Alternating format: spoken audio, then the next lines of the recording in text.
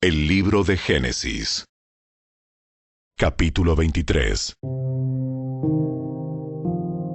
A la edad de 127 años, Sara murió en Kiriat Arba, actualmente se llama Hebrón, en la tierra de Canaán.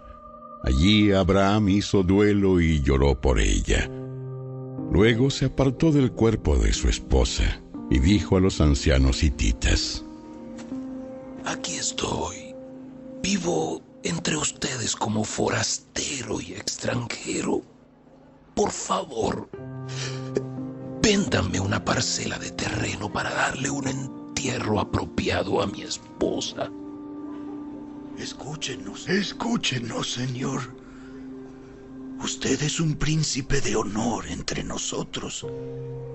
Escoja la mejor de nuestras tumbas y entiérrela allí. Ninguno de nosotros se negará a ayudarle en ese sentido. Entonces Abraham se inclinó hasta el suelo ante los hititas y dijo: Ya que ustedes están dispuestos a brindarme esa ayuda, sean tan amables de pedir a Efrón, hijo de Zohar, que me permita comprar su cueva en Macpela, que está al final de su campo. Yo pagaré el precio total en presencia de testigos, a fin de tener un lugar permanente donde enterrar a mi familia. Efrón estaba sentado allí entre los demás y respondió a Abraham mientras los demás escuchaban. Habló públicamente delante de todos los ancianos hititas de la ciudad. No, mi señor, por favor, escúcheme. Yo le regalaré el campo y la cueva. Aquí mismo, en presencia de mi pueblo, se lo regalo. Vaya y entierre a su esposa. Abraham volvió a inclinarse hasta el suelo ante los ciudadanos del lugar y respondió a Efrón a oídos de todos: No, escúchenme, yo se lo compraré.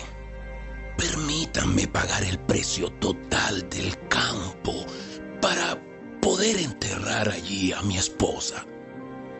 Efrón respondió a Abraham: Mi señor, por favor, escúcheme. El campo vale 400 monedas de plata. ¿Pero qué es eso entre amigos? Vaya y entierre a su esposa. Abraham estuvo de acuerdo con el precio sugerido por Efrón y pagó la cantidad total, 400 monedas de plata, pesadas según la norma de los comerciantes, y los ancianos hititas presenciaron la transacción. Así fue que Abraham compró la parcela que pertenecía a Efrón en Macpela, cerca de Mamre. La parcela constaba del campo, la cueva y todos los árboles que la rodeaban. Se transfirió a Abraham como posesión permanente en presencia de los ancianos hititas en la puerta de la ciudad. Después Abraham enterró a su esposa, Sara, allí en Canaán, en la cueva de Macpela, cerca de Mamre, también llamado Hebrón. Así que el campo y la cueva de los hititas pasaron a manos de Abraham para ser usados como lugar de sepultura permanente.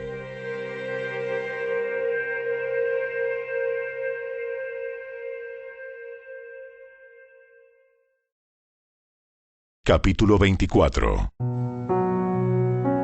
Abraham ya era un hombre muy anciano, y el Señor lo había bendecido en todo. Cierto día, Abraham le dijo a su siervo más antiguo, el hombre que estaba a cargo de su casa: Haz un juramento poniendo tu mano debajo de mi muslo. Jura por el Señor, Dios del cielo y de la tierra, que no dejarás que mi hijo se case con una de esas mujeres cananeas. En cambio, vuelve a mi tierra natal, donde están mis parientes, y encuentra allí una esposa para mi hijo Isaac. El siervo preguntó: ¿Pero qué pasaría si no puedo encontrar una joven que esté dispuesta a viajar tan lejos de su casa, ¿debería entonces llevar allí a Isaac para que viva entre sus parientes en la tierra de donde usted proviene? No. Procura no llevar nunca a mi hijo allí, pues el Señor Dios del cielo, quien me sacó de la casa de mi padre y de mi tierra natal, prometió solemnemente dar esta tierra a mis descendientes. Él enviará a su ángel delante de ti y se encargará de que encuentres allí una esposa para mi hijo. Si ella no está dispuesta a regresar contigo, entonces quedarás libre de este juramento que haces conmigo. Pero bajo ninguna circunstancia llevarás a mi hijo allí. Entonces el siervo hizo un juramento poniendo su mano debajo del muslo de su señor Abraham y juró seguir sus instrucciones. Después tomó 10 de los camellos de Abraham y los cargó con toda clase de regalos valiosos de parte de su señor y viajó hasta la lejana tierra de Aram Naharaim. Una vez allí se dirigió a la ciudad donde se había establecido Nacor, hermano de Abraham. Hizo que los camellos se arrodillaran junto a un pozo justo a las afueras de la ciudad. Era la caída de la tarde y las mujeres salían a sacar agua.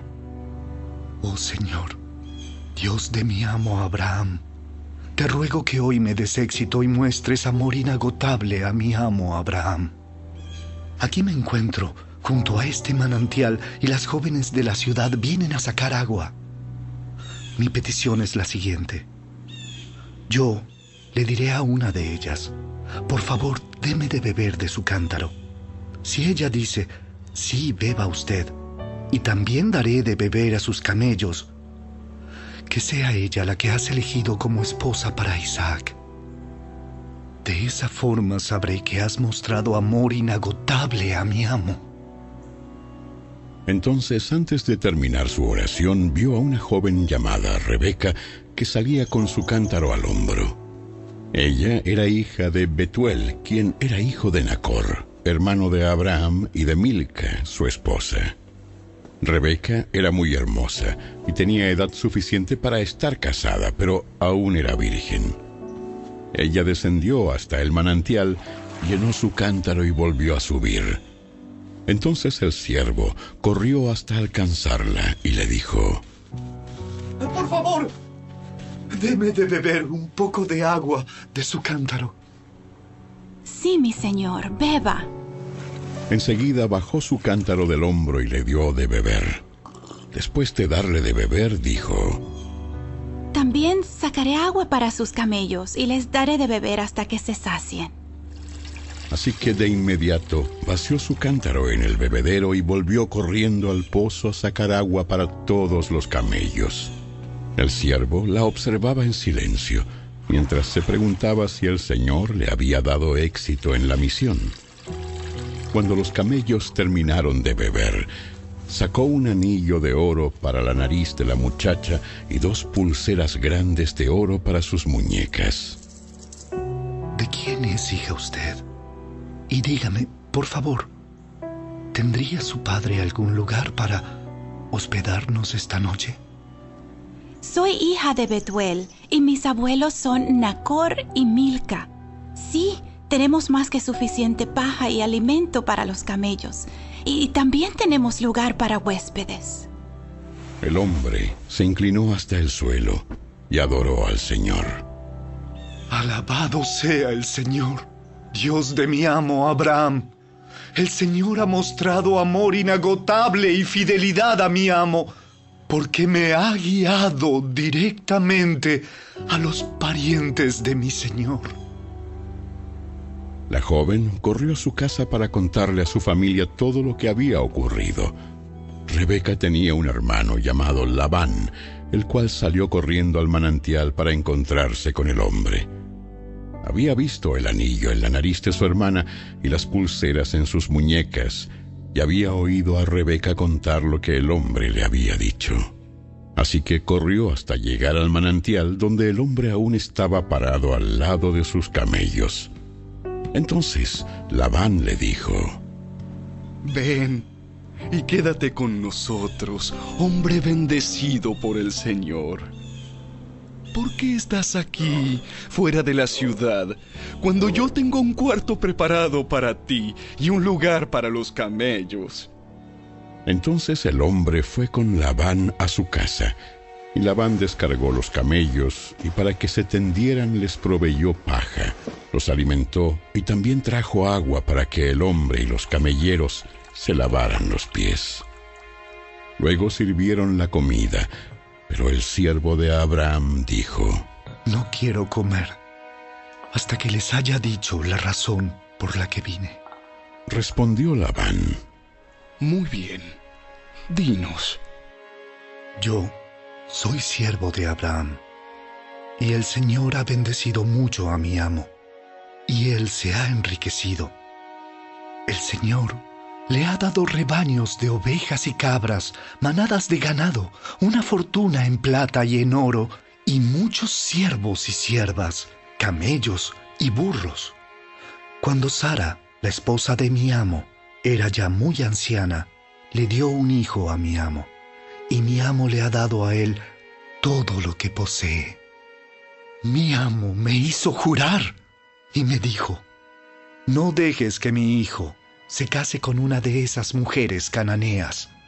En cambio, vuelve a la casa de mi padre, a mis parientes, y encuentra allí una esposa para mi hijo.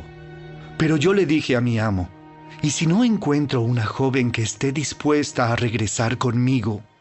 Y él contestó: El Señor, en cuya presencia he vivido, enviará a su ángel contigo y hará que tu misión tenga éxito. Es verdad, debes encontrar una esposa para mi hijo entre mis parientes, en la familia de mi padre. Entonces habrás cumplido tu obligación. Pero si vas a mis parientes y ellos se niegan a dejarla ir contigo, quedarás libre de mi juramento. Así que cuando llegué al manantial, hice esta oración: Oh Señor, Dios de mi amo Abraham, te ruego que me des éxito en esta misión. Mira, aquí estoy, parado junto a este manantial, y esta es mi petición. Cuando venga una joven a sacar agua, yo le diré: Por favor, deme de beber un poco de agua de su cántaro.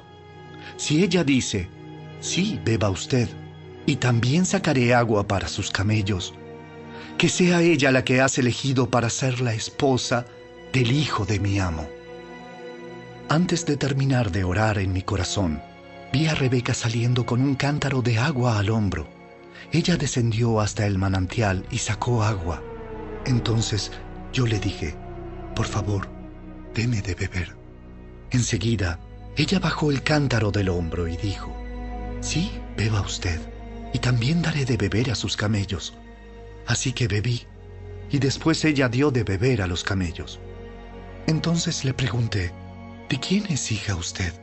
Y ella contestó: Soy hija de Betuel, y mis abuelos son Nacor y Milca. Así que puse el anillo en su nariz y las pulseras en sus muñecas. Después me incliné hasta el suelo y adoré al Señor.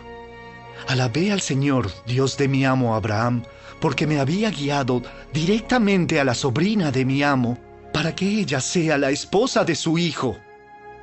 Así que, díganme, ¿quieren o no mostrar amor inagotable y fidelidad a mi amo? Por favor, respóndanme sí o no, y de esa manera sabré qué hacer después. Entonces Betuel y Labán respondieron: Es evidente que el Señor te trajo hasta aquí, así que no hay nada que podamos decir. Aquí está Rebeca. Tómala y vete. Efectivamente, que ella sea la esposa del hijo de tu amo, tal como el Señor lo ha dispuesto. Cuando el siervo de Abraham oyó la respuesta, se postró hasta el suelo y adoró al Señor. Después sacó joyas de plata y de oro y vestidos y se los dio a Rebeca. También entregó valiosos regalos a su hermano y a su madre. Luego comieron, y el siervo y los hombres que lo acompañaban pasaron allí la noche. Pero temprano, a la mañana siguiente, el siervo de Abraham dijo: Envíenme de regreso a mi amo. Dijeron su madre y su hermano: Queremos que Rebeca se quede con nosotros al menos 10 días. Y luego podrá irse. Pero él dijo: No me retrasen. El Señor hizo que mi misión tuviera éxito. Ahora envíenme para que pueda regresar a la casa de mi amo. Bien. Llamaremos a Rebeca Y le preguntaremos qué le parece a ella. Entonces llamaron a Rebeca y le preguntaron: ¿Estás dispuesta? ¿Estás dispuesta a irte con este hombre? Sí, iré. Entonces se despidieron de Rebeca y la enviaron con el siervo de Abraham y sus hombres. La mujer que había sido niñera de Rebeca la acompañó. Cuando Rebeca partía, le dieron la siguiente bendición: Hermana nuestra, que llegues a ser la madre de muchos millones. Que tus descendientes sean fuertes y conquisten las ciudades de sus enemigos. Después Rebeca y sus siervas montaron en los camellos y siguieron al hombre. Así que el siervo de Abraham se llevó a Rebeca y emprendió el viaje. Mientras tanto, Isaac, que vivía en el Negev, había regresado de Beer Lahai Roi. Una tarde, mientras caminaba por los campos y meditaba, levantó la vista y vio que se acercaban los camellos. Cuando Rebeca levantó la vista y vio a Isaac, se bajó enseguida del camello y preguntó al siervo: ¿Quién es ese hombre que viene a nuestro encuentro caminando por los campos? Y él contestó: Es mi amo. Entonces Rebeca se cubrió el rostro con el velo, y el siervo le contó a Isaac todo lo que había hecho. Luego Isaac la llevó a la carpa de Sara, su madre, y Rebeca fue su esposa. Él la amó profundamente, y ella fue para él un consuelo especial después de la muerte de su madre.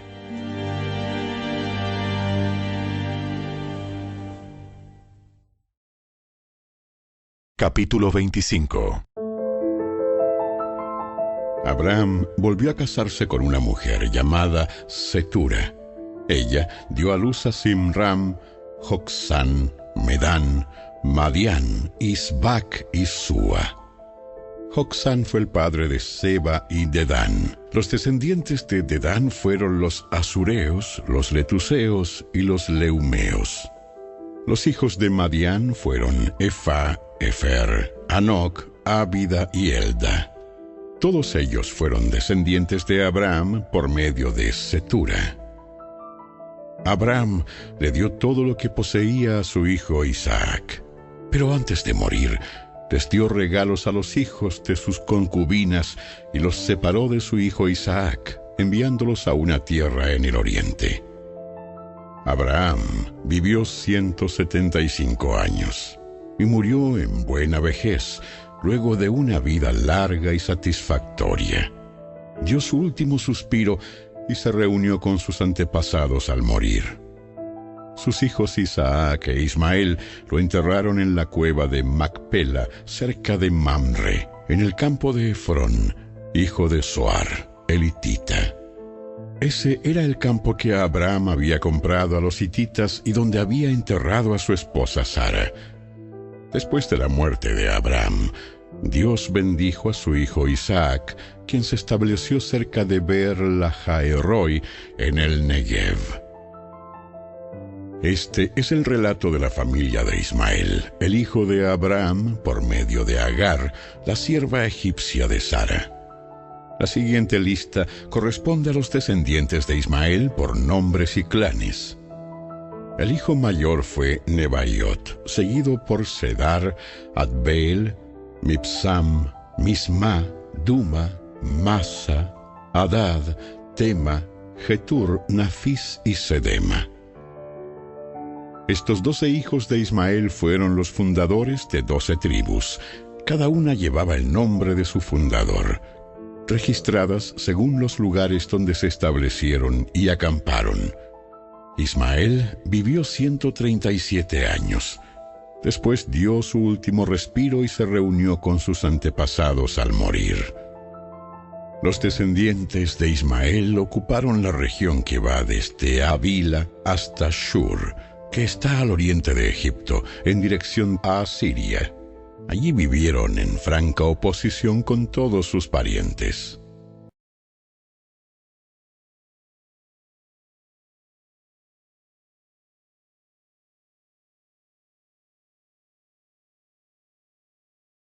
El primer libro de Reyes, capítulo 1. El rey David era ya muy anciano, y por más frazadas que le ponían, no podía entrar en calor. Así que sus consejeros le dijeron: busquemos una joven virgen que lo atienda y lo cuide. Mi señor dormirá en sus brazos y le quitará el frío. Entonces buscaron una muchacha hermosa por toda la tierra de Israel, y encontraron a Abisag de Sunem, y se la llevaron al rey. La joven era muy hermosa, cuidaba al rey y lo atendía, pero el rey no tuvo relaciones sexuales con ella. Por ese tiempo, Adonías, hijo de David, cuya madre era Agit, comenzó a jactarse diciendo: voy a proclamarme rey. Así que consiguió carros de guerra con sus conductores y reclutó 50 hombres para que corrieran delante de él. Ahora bien, su padre, el rey David, jamás lo había disciplinado, ni siquiera le preguntaba: ¿por qué haces esto o aquello? Adonías había nacido después de Absalón, y era muy apuesto. Adonías se apoyó en Joab, hijo de Sarvia, y en el sacerdote Abiatar, y ellos aceptaron ayudarlo a llegar a ser rey. Sin embargo, el sacerdote Sadoc y Benaía, hijo de Joiada, junto con el profeta Natán, Simei, rey, y la guardia personal de David, se negaron a ayudar a Adonías. Adonías se dirigió a la peña de Zoelet, cerca del manantial de Enrogel, y allí sacrificó ovejas, ganado y terneros engordados. Invitó a todos sus hermanos, los demás hijos del rey David, y a todos los funcionarios reales de Judá. Pero no invitó al profeta Natán, ni a Benaía, ni a la guardia personal del rey, ni a su hermano Salomón. Entonces Natán fue a ver a Betsabé, la madre de Salomón, y le preguntó: ¿no te has enterado de que el hijo de Agit, Adonías, se proclamó rey, y nuestro señor David ni siquiera lo sabe? Si deseas salvar tu vida y la de tu hijo Salomón, sigue mi consejo. Ve ya mismo a ver al rey David y dile: mi señor el rey, ¿acaso no me hiciste un juramento cuando me dijiste: definitivamente tu hijo Salomón será el próximo rey y se sentará en mi trono? Entonces, ¿por qué Adonías se ha proclamado rey? Y mientras tú aún estés hablando con el rey, yo llegaré y confirmaré todo lo que le has dicho. Entonces Betsabé entró en la habitación del rey. David era ya muy viejo y Abisag lo cuidaba, y se inclinó ante él. ¿En qué te puedo ayudar?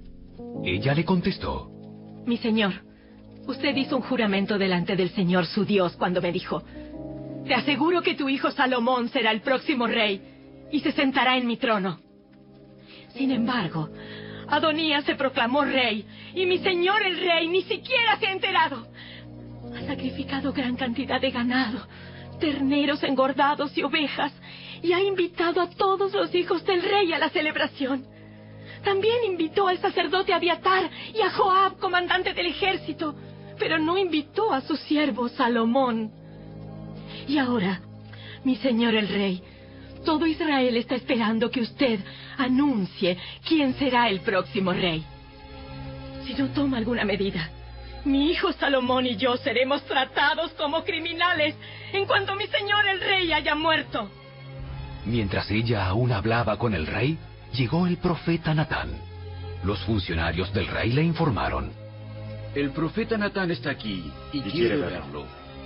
Entonces Natán entró y se inclinó ante el rey con el rostro en tierra, y le preguntó al rey: mi señor el rey, ¿Ya has decidido que sea Adonías el próximo rey que se siente en tu trono? Hoy él sacrificó gran cantidad de ganado, terneros engordados y ovejas, e invitó a todos los hijos del rey a la celebración. También invitó a los comandantes del ejército y al sacerdote Abiatar. Ahora están festejando y bebiendo con él y gritan, ¡que viva el rey Adonías! Pero a mí no me invitó, ni al sacerdote Sadoc, ni a Benaía, ni a tu siervo Salomón. ¿Acaso mi señor el rey ha hecho esto sin informar a ninguno de sus funcionarios acerca de quién sería el próximo rey? Entonces el rey David respondió: Llamen a Betsabé. Así que Betsabé volvió a entrar y se quedó de pie delante del rey. Y el rey repitió su juramento. Tan cierto como que el Señor vive y me ha rescatado de todo peligro, tu hijo Salomón será el próximo rey y se sentará en mi trono este mismo día, tal como te lo juré delante del Señor, Dios de Israel. Entonces Betsabé se inclinó ante el rey con el rostro en tierra y exclamó: ¡Que viva por siempre mi señor el rey David! Entonces el rey David ordenó: Llamen al sacerdote Sadoc, al profeta Natán y a Benaía, hijo de Joiada. Cuando ellos llegaron a la presencia del rey, él les dijo: Lleven a Salomón y a mis funcionarios hasta el manantial de Gión. Salomón irá montado en mi mula.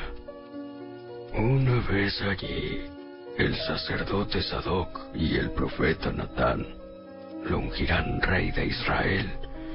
Hagan sonar el cuerno de carnero y griten que viva el rey Salomón. Luego escóltenlo de regreso y él se sentará en mi trono. Él me sucederá en el trono porque yo lo he nombrado para que sea gobernante de Israel y de Judá. Amén. Que el Señor, Dios de mi señor el rey, ordene que así sea. Que el Señor esté con Salomón así como ha estado contigo, mi señor el rey, y que engrandezca el reino de Salomón aún más que el suyo. Entonces el sacerdote Sadoc y el profeta Natán, junto con Benaía, hijo de Joiada, y la guardia personal del rey, llevaron a Salomón hasta el manantial de Gión, y Salomón iba montado en la mula que pertenecía al rey David. Allí el sacerdote Sadoc tomó de la carpa sagrada el frasco de aceite de oliva y ungió a Salomón con el aceite. Luego hicieron sonar el cuerno de carnero y toda la gente gritó: ¡Que viva el rey Salomón! Toda la multitud siguió a Salomón hasta Jerusalén, tocando flautas y gritando de alegría. La celebración estaba tan alegre y estruendosa que el sonido hacía temblar la tierra. Adonías y sus invitados escucharon la celebración y los gritos casi al terminar el banquete. Cuando Joab oyó el sonido del cuerno de carnero, preguntó: ¿Qué está pasando? ¿Por qué hay tanto alboroto en la ciudad? No había terminado de hablar cuando llegó Jonatán, hijo del sacerdote Abiatar. Entra, porque eres un hombre bueno. Seguramente traes buenas noticias. Para nada. Nuestro señor el rey David acaba de proclamar rey a Salomón.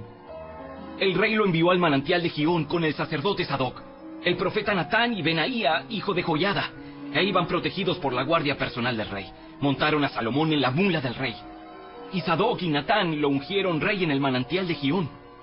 Acaban de regresar, y toda la ciudad está celebrando y festejando. Por eso hay tanto ruido. Es más, ahora mismo Salomón está sentado en el trono real como rey. Y todos los funcionarios reales han ido a felicitar al rey David y a decirle que su Dios aumente la fama de Salomón aún más que la suya, y que engrandezca el reinado de Salomón aún más que el suyo. Entonces el rey inclinó la cabeza en adoración mientras estaba en su cama, y dijo: Alabado sea el Señor, Dios de Israel, quien el día de hoy ha escogido a un sucesor que se siente en mi trono, mientras yo aún vivo para presenciarlo.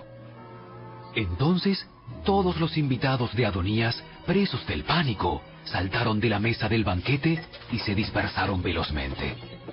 Adonías tuvo miedo de Salomón, por lo que corrió a la carpa sagrada y se agarró de los cuernos del altar. pronto llegó a Salomón la noticia de que Adonías, por temor, se había agarrado de los cuernos del altar y rogaba: ¡Que el rey Salomón jure hoy que no me matará! Salomón respondió: Si él demuestra ser leal, no se le tocará un pelo de la cabeza. Pero si causa problemas, morirá. Entonces el rey Salomón mandó llamar a Adonías y lo bajaron del altar. Adonías llegó y se inclinó respetuosamente ante el rey Salomón, quien lo despidió diciéndole: Vete a tu casa.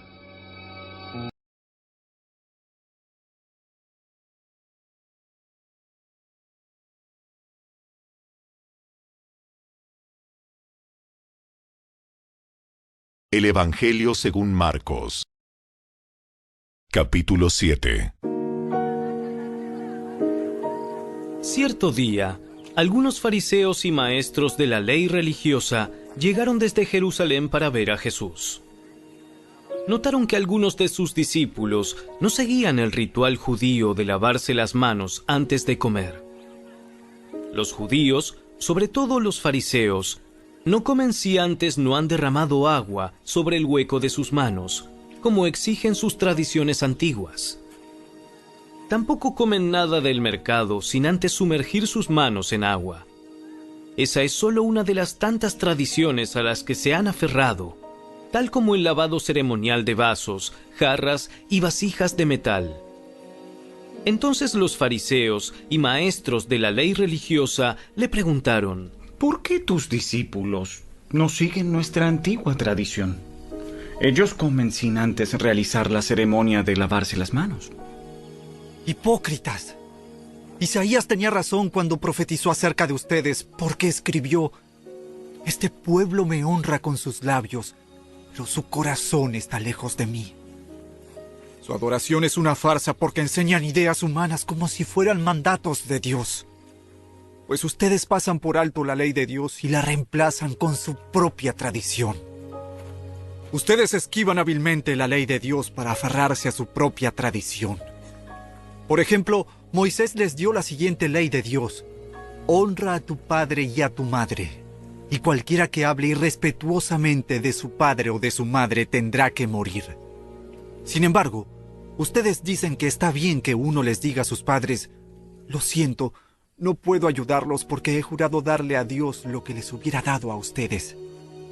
De esta manera, ustedes permiten que la gente desatienda a sus padres necesitados, y entonces anulan la palabra de Dios para transmitir su propia tradición. Y este es solo un ejemplo entre muchos otros. Luego Jesús llamó a la multitud para que se acercara y oyera. Escuchen todos ustedes y traten de entender. Lo que entra en el cuerpo no es lo que los contamina. Ustedes se contaminan por lo que sale de su corazón. Luego Jesús entró en una casa para alejarse de la multitud, y sus discípulos le preguntaron qué quiso decir con la parábola que acababa de emplear. ¿Ustedes tampoco entienden? ¿No se dan cuenta de que la comida que introducen en su cuerpo no puede contaminarlos? La comida no entra en su corazón, solo pasa a través del estómago y luego termina en la cloaca. Al decir eso, declaró que toda clase de comida es aceptable a los ojos de Dios. Y entonces agregó: es lo que sale de su interior lo que los contamina. Pues de adentro del corazón de la persona salen los malos pensamientos, la inmoralidad sexual, el robo, el asesinato, el adulterio, la avaricia, la perversidad, el engaño, los deseos sensuales, la envidia, la calumnia, el orgullo y la necedad. Todas esas vilezas provienen de adentro. Esas son las que los contaminan. Luego, Jesús salió de Galilea y se dirigió al norte, a la región de Tiro. No quería que nadie supiera en qué casa se hospedaba, pero no pudo ocultarlo. Enseguida una mujer que había oído de él se acercó y cayó a sus pies. Su hijita estaba poseída por un espíritu maligno, y ella le suplicó que expulsara al demonio de su hija. Como la mujer era una gentil nacida en la región de Fenicia, que está en Siria, Jesús le dijo: Primero debo alimentar a los hijos, a mi propia familia, los judíos.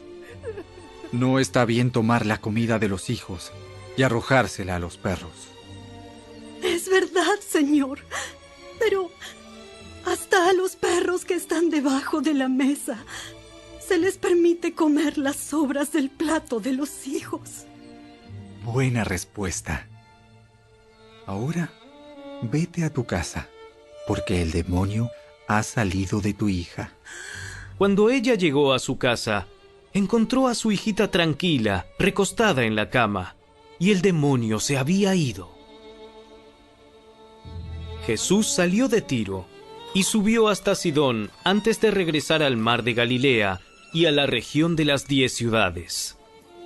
Le trajeron a un hombre sordo, con un defecto del habla, y la gente le suplicó a Jesús que pusiera sus manos sobre el hombre para sanarlo.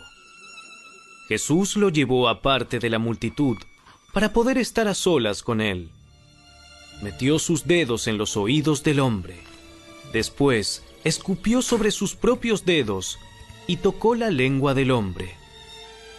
Mirando al cielo, suspiró y dijo: Efatá, ábranse. Al instante, el hombre pudo oír perfectamente bien y se le desató la lengua, de modo que hablaba con total claridad.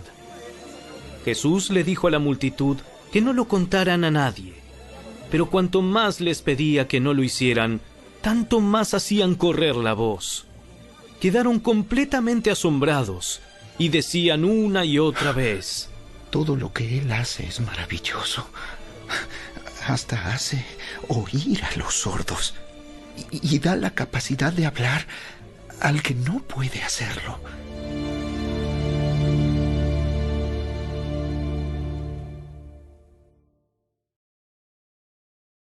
Capítulo 8. En esos días se reunió otra gran multitud, y de nuevo la gente quedó sin alimentos. Jesús llamó a sus discípulos y les dijo: Siento compasión por ellos. Han estado aquí conmigo durante 3 días y no les queda nada para comer. Si los envío a sus casas con hambre, se desmayarán en el camino, porque algunos han venido desde muy lejos. ¿Cómo vamos a conseguir comida suficiente para darles de comer aquí en el desierto? ¿Cuánto pan tienen? 7 panes. 7 panes.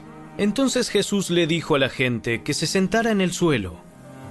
Luego tomó los 7 panes, dio gracias a Dios por ellos, los partió en trozos y se los dio a sus discípulos, quienes repartieron el pan entre la multitud.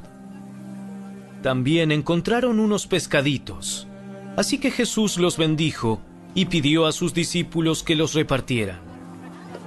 Todos comieron cuanto quisieron. Después, los discípulos recogieron 7 canastas grandes con la comida que sobró. Ese día había unas 4,000 personas en la multitud, y Jesús las envió a sus casas luego de que comieron. Inmediatamente después, subió a una barca con sus discípulos y cruzó a la región de Dalmanuta. Cuando los fariseos oyeron que Jesús había llegado, se acercaron y comenzaron a discutir con él. Para ponerlo a prueba, exigieron que les mostrara una señal milagrosa del cielo que validara su autoridad. Cuando Jesús oyó esto, suspiró profundamente en su espíritu y dijo: ¿Por qué esta gente sigue exigiendo una señal milagrosa? Les digo la verdad, no daré ninguna señal a esta generación. Luego regresó a la barca y los dejó y cruzó al otro lado del lago. Pero los discípulos se habían olvidado de llevar comida y solo tenían un pan en la barca. Mientras cruzaban el lago, Jesús les advirtió: ¡Atención! Tengan cuidado con la levadura de los fariseos y con la de Herodes. Al oír esto, comenzaron a discutir entre sí, pues no habían traído nada de pan. Jesús supo lo que hablaban, así que les dijo: ¿Por qué discuten por no tener pan? ¿Todavía no saben ni entienden? Tienen el corazón demasiado endurecido para comprenderlo. Tienen ojos y no pueden ver. Tienen oídos y no pueden oír. ¿No recuerdan nada en absoluto? Cuando alimenté a los 5,000 con 5 panes, ¿cuántas canastas con sobras recogieron después? 12. Y cuando alimenté a los 4,000 con 7 panes, ¿cuántas canastas grandes con sobras recogieron? 7. ¿Todavía no entienden? Cuando llegaron a Betsaida, algunas personas llevaron a un hombre ciego ante Jesús y le suplicaron que lo tocara y lo sanara. Jesús tomó al ciego de la mano y lo llevó fuera de la aldea. Luego escupió en los ojos del hombre, puso sus manos sobre él y le preguntó: ¿Puedes ver algo ahora? El hombre miró a su alrededor y dijo: Sí. Veo algunas personas, pero no puedo verlas con claridad. Parecen árboles que caminan. Entonces Jesús puso nuevamente sus manos sobre los ojos del hombre y fueron abiertos. Su vista fue totalmente restaurada y podía ver todo con claridad. Jesús lo envió a su casa y le dijo: No pases por la aldea cuando regreses a tu casa. Jesús y sus discípulos salieron de Galilea y fueron a las aldeas cerca de Cesarea de Filipo. Mientras caminaban, él les preguntó: ¿Quién dice la gente que soy? Bueno, algunos dicen Juan el Bautista, otros dicen Elías, y otros dicen que eres uno de los otros profetas. Entonces les preguntó: ¿Y ustedes? ¿Quién dicen que soy? Pedro contestó: Tú eres el Mesías. Pero Jesús les advirtió que no le contaran a nadie acerca de él. Entonces Jesús comenzó a decirles que el Hijo del Hombre tendría que sufrir muchas cosas terribles y ser rechazado por los ancianos, por los principales sacerdotes y por los maestros de la ley religiosa. Lo matarían, pero 3 días después resucitaría. Mientras hablaba abiertamente de eso con sus discípulos, Pedro lo llevó aparte y empezó a reprenderlo por decir semejantes cosas. Jesús se dio la vuelta, miró a sus discípulos y reprendió a Pedro. ¡Aléjate de mí, Satanás! Ves las cosas solamente desde el punto de vista humano, no del punto de vista de Dios. Entonces llamó a la multitud para que se uniera a los discípulos y dijo: Si alguno de ustedes quiere ser mi seguidor, tiene que abandonar su propia manera de vivir, tomar su cruz y seguirme. Si tratas de aferrarte a la vida, la perderás. Pero si entregas tu vida por mi causa y por causa de la buena noticia, la salvarás. ¿Y qué beneficio obtienes si ganas al mundo entero, pero pierdes tu propia alma? ¿Hay algo que valga más que tu alma? Si alguien se avergüenza de mí y de mi mensaje en estos días de adulterio y de pecado, el Hijo del Hombre se avergonzará de esa persona cuando regrese en la gloria de su Padre con sus santos ángeles.